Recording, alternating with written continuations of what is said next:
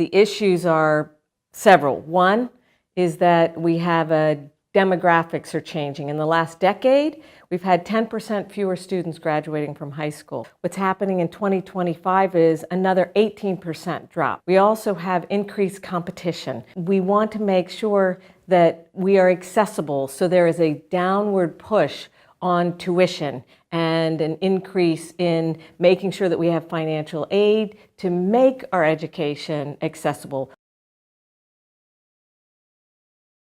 In higher ed right now, there are a number of different ways that this is happening. We've really been looking at what are the options that provide us with the highest impact in the future and what's in the best interest for our students, faculty, and staff, and what preserves our educational model and reputation. Finding a long-term strategic partner will provide us with scale and would only enhance our educational model and our reputation. That is the goal here.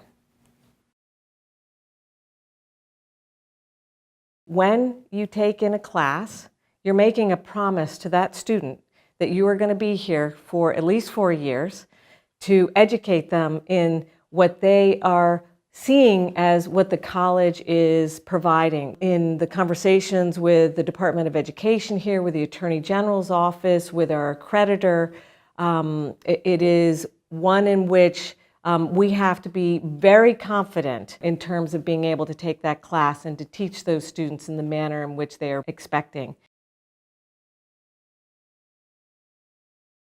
We have an outstanding board of trustees. They are committed. They're alums, they're parents, they are friends of the college, and the decision on whether we take in a class for 2019 will be a full board vote that we will be taking in the very near future so that we can have that announcement prior to the February 1 deadline, which is the next time we would be accepting students.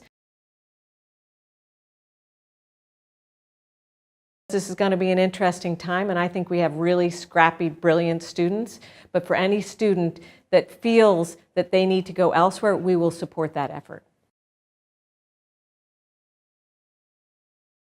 I'm going to be meeting with students as they come back. I'm going to be continuing to work with faculty and staff to communicate what's going on.